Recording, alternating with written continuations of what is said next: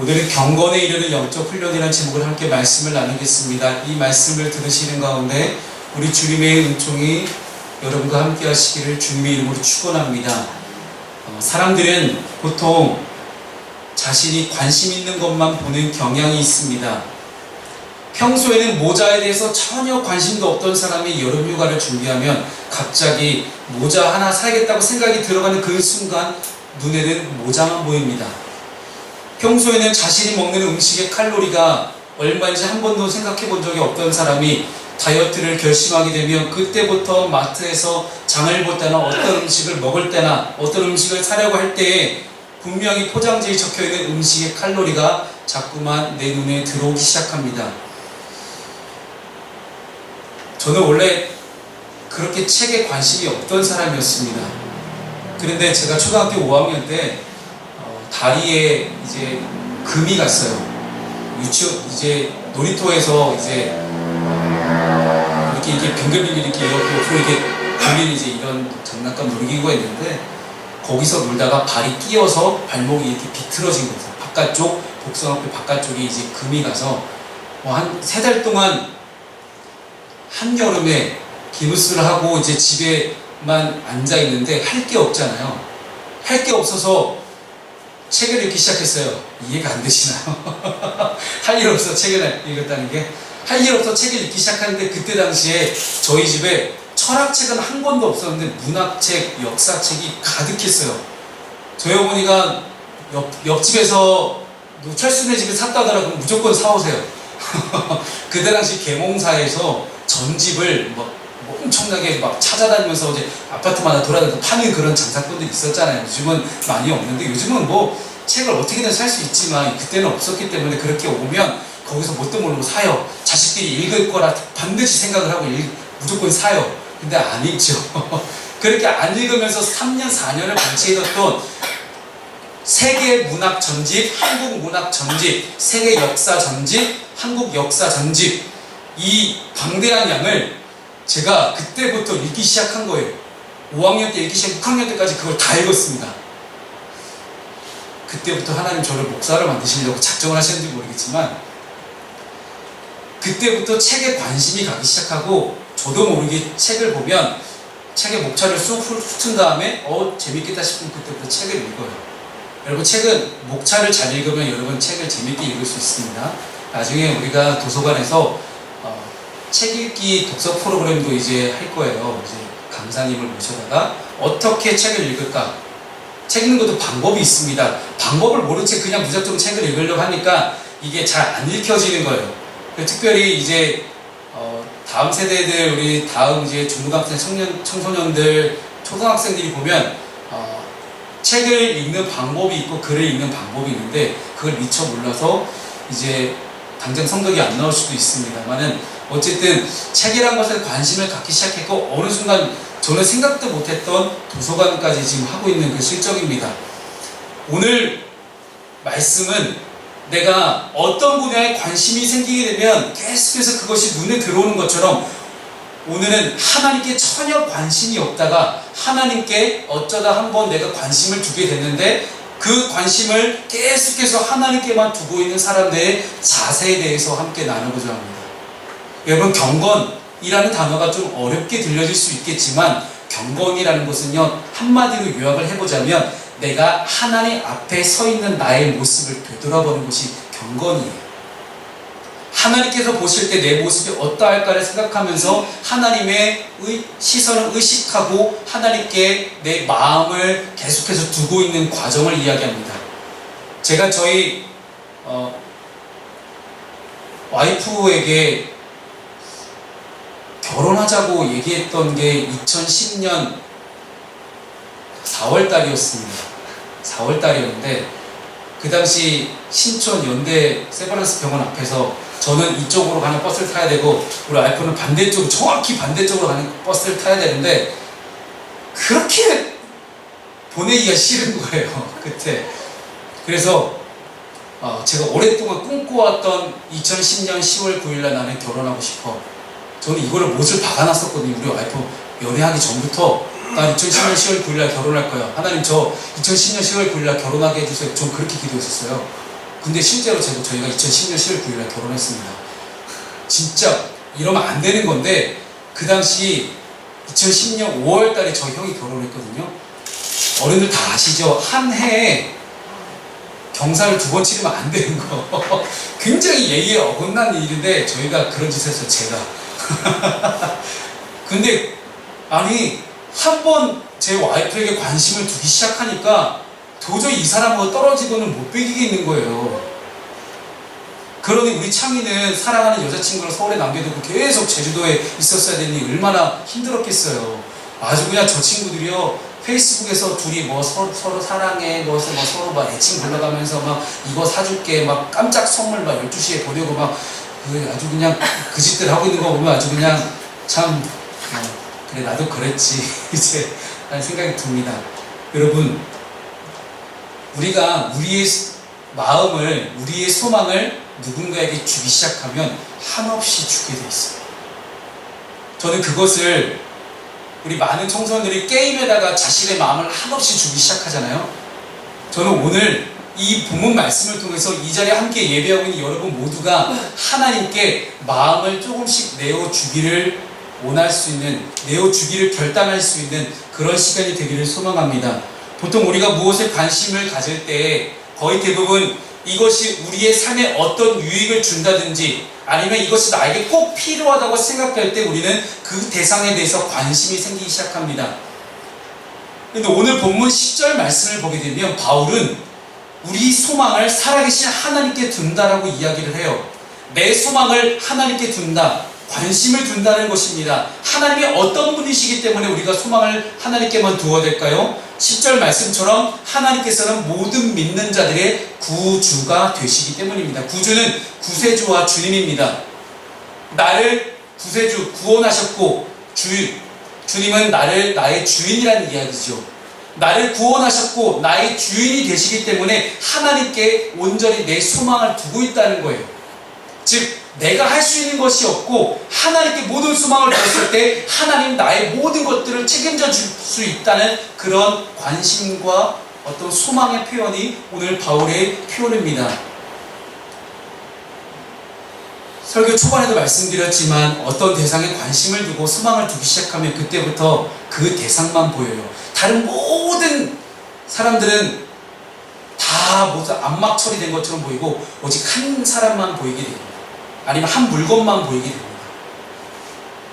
우리의 삶의 신앙생활이 그랬으면 좋겠어요. 다른 것에 눈길을 두지 않고 신앙생활하면서 양다리 걸치고 곁다리 걸치고 내가 이것도 좋아하고 저것도 좋아하고가 아니라 오직 하나님만 한 분만 내가 모든 소망을 두고 살아갈 수 있는. 그런데 왜 우리가 하나님께 온전한 소망을 두지 못할까요? 왜 하나님께 우리가 우리의 100% 모든 것들을 다 하나님께 드리지 못할까요? 그 까닭은 하나님 한 분만은 만족하지 못하기 때문입니다.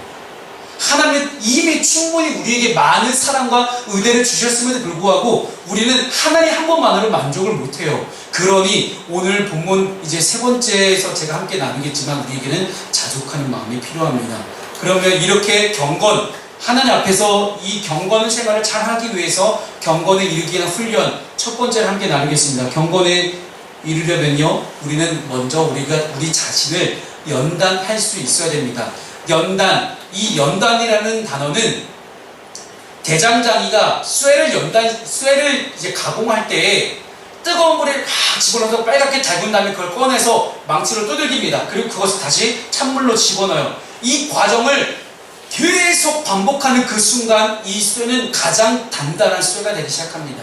그런 것처럼 나를 뜨겁게도 했다가 두드리기도 했다가 나를 차가운 곳을 집어넣었다가 이 과정이 반복되는 것. 내 인생에 항상 좋은 일만 있을 수는 없어요. 하지만 좋은 일만 계속되면 그 사람은 성장하지 못합니다. 여러분 부모님은 다 아시죠? 자식들에게 오냐오냐 다 해주면 애가 버릇 나빠진다는 거 다 아실 거예요. 그렇다는 것은 아이에게 분명히 당근도 필요하지만 채찍도 필요하다는 것입니다. 그런데 그 채찍은 아이에게는 분명히 엄청난 큰 고난이자 훈련이자 연단이에요. 우리가 동일하게 생각해 볼 수 있습니다. 하나님이 보실 때 하나님의 관점에서 자녀된 우리의 삶을 들여다보면 우리는 하나님 안에서 계속해서 연단을 받아야 됩니다. 하나님 안에서 계속 두들겨 맞고 뜨거운 데도 들어갔다가 찬 데도 들어갔다가 다시 와서 또 뚫르게 맞고, 이 과정이 반복되는 그 순간 가운데 어느새 우리가 단단해지고 어느새 우리가 점점 커가고 성장하고 이미 훈련받고 있음을 우리가 깨닫게 됩니다. 운동선수들에게도 연단이라는 단어가 많이 쓰기도 합니다. 똑같은 과정을 계속 반복하는 거죠. 그래서 그 상황에 딱 닥쳤을 때 내가 동물적인 감각으로 그 행동을 할 수 있도록 끊임없이 훈련을 합니다. 제가 목요일마다 저녁에 2시간 동안 배구를 합니다. 각골체육관에 가서 이제 배구 동호회에서 배구를 하고 있는데, 기본 동작 처음에 2시간 동안 게임은 한 3, 40분밖에 안 하고 나머지 시간은 다 기본 동작 훈련이에요. 똑같은 동작을 진짜 한 번 토할 뻔했어요. 체육관 안에다가 토할 정도 그렇게 체력 훈련 시키면서 똑같은 동작을 계속 반복을 시키는 거예요. 왜? 그 상황이 왔을 때 나도 모르게 내 머리에서 나오는 신호에 의해서 나오는 것이 아니라 동물적 감각을 할 수 있도록 계속 훈련을 하는 겁니다. 여러분, 우리가 신앙생활을 할 때 인간에게 어려움이 없을 수는 없어요. 나에게 역경과 고난이 없을 수는 없습니다. 나에게 어려움이, 문제가 생겼을 때 이 어려움과 문제와 역경과 고난을 헤쳐나가는 방법이 예수 믿지 않는 사람들과 예수 믿는 사람들은 분명히 다릅니다. 예수 믿지 않는 사람들은 이 모든 것이 재수가 없다, 아니면 내가 못났다라고 생각하는 경우가 대부분이기 때문에 거의 대부분 낮은 자존감으로 연결되는 경우가 대부분입니다. 하지만 예수 믿는 사람이라면 이 모든 어려움과 역경과 고난들이 하나님께부터 왔음을 믿는 것입니다. 그리고 이것을 지나간 후에 분명히 하나님께서 나를 더 좋은 길로, 새로운 길로 인도하실 것이라는 분명한 믿음이 있기 때문이에요. 우리가 정처 없이 길을 걸어가는 것은 힘 빠지지만 분명히 목적지를 두고 목표를 두고 갈 때는 분명히 소망을 가지고 살아갑니다. 신앙생활이란 그런 것입니다. 소망을 두고 살아가는 것입니다.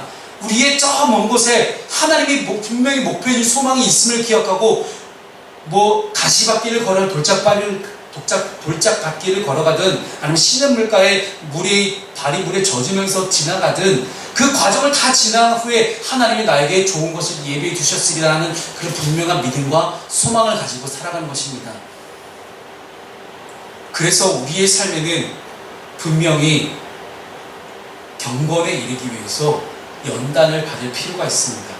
내 스스로가 연단받고, 내 스스로가 훈련받고, 내 스스로가 열심히 훈련이 되어서 정말 본능적으로 하나님을 알 수 있도록 끊임없이 훈련할 수 있어야 됩니다. 아무리 어떤 어려움이 찾아와도 똑같은 어려움이 계속 반복해 찾아올 수는 없어요. 이 어려움 굉장히 많은 다양한 어려움과 고난들이 나에게 계속 찾아올 수 있습니다. 근데 그 모든 순간들 가운데서 우리는 분명히 어려움 후에 하나님 인도하실 것들을 바라볼 수가 있게 되는 것입니다.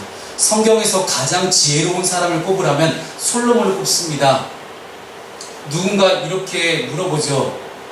솔로몬 왕에게 이 어려움들을 어떻게 나갔으면 좋겠습니까? 그랬더니 솔로몬이 했던 대답은 이 또한 지나가리라. 어려움 가운데 있는 분들에게는 그 순간만큼 너무나 힘들 수가 있습니다. 하지만 망령되고 허탄한 신화를 버리고 경건에 이르도록 나 자신을 연단시킬 수 있는 오늘 본문의 7절 말씀처럼 여러분 가운데 그러한 일들이 있었으면 좋겠습니다. 여러분, 여기서 허탄한이라는 이 단어가 가지고 있는 뜻은요, 나이든 여자가 떠들어대는 불합리한 견해를 빗대어 말하는 표현이 허탄한이라는 단어에 사용되는 헬라어였어요. 영어 성경은 이렇게 번역합니다. Old wives' tales, 즉 나이든 여자들이 거짓말이라고 표현할 수도 있어요. 나이든 여자가 자신의 이치에 맞게끔, 자신의 생각에만 맞게끔 둘러대는 그런 말이라고 이야기한다는 거죠. 많은 사람들이 야 괜찮아, 야 꼭 예수 믿어서 그렇게 고리타분하게만 해야 돼? 야 꼭 예수 믿어서 그렇게 예수가 밥 먹여주냐 시작하면서 수많은 이야기들을 우리를 계속 현혹시킬 수 있고 합리화시키려고 어떻게든 우리를 유혹할 수도 있습니다. 하지만 사랑하는 여러분, 그 안에서 벗어나십시오. 망령되고 허탄한 이야기를 벗어나서 분명하게 경건에 이를 수 있도록 여러분 자신을 연단시킬 수 있는 일들이 오늘 저와 여러분에게 필요합니다.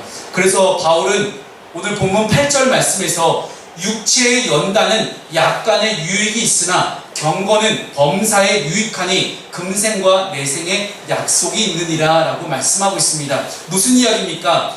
육체적인 만족을 금하라고 이야기하는 그런 사람들이 많처럼 금식을 하고 금욕적인 생활을 하는 것도 분명히 어느 정도 유익을 가져다 줄 수는 있어요. 우리가 하나님을 바라보고 하나님을 믿는 신앙생활을 해나갈 때 금식하고 이렇게 계속해서 육체적인 고난을 나에게 스스로 주면서 하나님을 생각하는 것도 분명히 일리는 있습니다만은 실제로 이런 금욕적인 생활을 추구하는 것도 하나님의 말씀을 가까이 할 때 도움을 주기는 합니다만은 실제 하나님께 가까이 하도록 만드는 것은 매일매일의 일상에서 경건에 이르는 연습이라는 것입니다. 그렇습니다. 예수님 당시에도 예수님 살아계실 때도 바리새인들도 일주일에 하루씩 금식하고 매일 시간을 정해서 기도하고 철저하게 율법대로 살려고 그들은 몸부림쳤습니다. 그런데 그들의 삶이 어떠했습니까? 눈으로 보기에는 경건한 삶을 사는 것처럼 보였을지는 모르겠지만 실제 그들의 삶은 남들에게 보여지는 것에만 치중한 나머지 오히려 믿음의 본질로부터 멀어져 있는 그러한 삶을 살아갔습니다. 그렇기 때문에 바울은 눈으로 보기에 경건한 것처럼 보여지는 육체의 연단으로부터 벗어나서 내 마음으로부터 일어나는 진정한 예배를 드리기에 합당한 자로 경건에 이르는 내 영적인 신앙 훈련을 계속해서 해나가라고 우리에게 권면하고 있는 것입니다. 두 번째, 우리가 경건에 이르려면요 어떻게 될까요? 행실의 본이 되어야 됩니다. 오늘 본문 말씀 12절 말씀을 함께 우리 읽어보겠습니다. 12절입니다. 시작.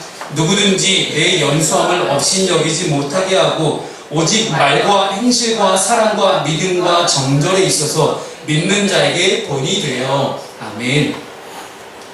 그렇다면 우리가 남들에게 보여지는 것이 아니라 참된 경건에 이르기 위해서 필요한 것은 무엇일까요? 오늘 본문 말씀에서는 하나님께 소망을 두는 자가 경건에 이르기 위한 구체적이고 실제적인 방법 두 가지를 제시하고 있습니다. 그 중에 첫 번째는 행실에 있어서 본이 되는 것입니다.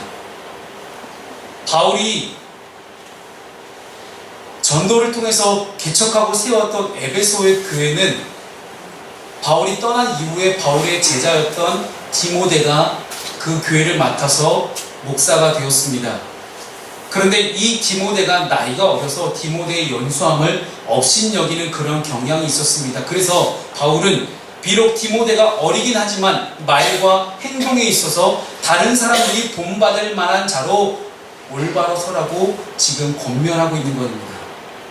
사실 나이가 어리면 어리다는 이유로 그 사람의 경험이 적고 지식이 적을 것이라고 생각해서 얕잡아 보는 경우가 있습니다. 그렇기에 바울은 다른 사람들이 디모데를 바라볼 때에 저 사람은 나이가 어려도 함부로 얕잡아 볼 수 없는 사람이라는 생각이 들 수 있을 만큼 말에 있어서 행동에 있어서 본이 되는 자로 바로 서기를 바라보면서 권면했던 것입니다. 오늘 이 자리에 있는 우리도 마찬가지일 것입니다. 아마 우리도 디모데처럼 어리진 않더라도 우리에게는 사람들이 볼 때에 업신여길 수 있을 만한, 업신여기 당할 만한 그런 연약함들이 분명히 존재합니다. 디모데는 나이가 어렸던 연약함이 있었다면 우리에게 각자에게도 나이 많고 적음을 떠나서 우리에게 모두에게는 연약함이 있습니다. 누군가는 육신의 연약함으로 인해서, 누군가는 물질의 어려움으로 인해서, 또는 학식의 어려움으로 인해서 우리의 믿음을 업신여기는 사람이 있을 것입니다. 하지만 성경은 분명히 이야기합니다. 최고의 지식은 하나님을 아는 것이다.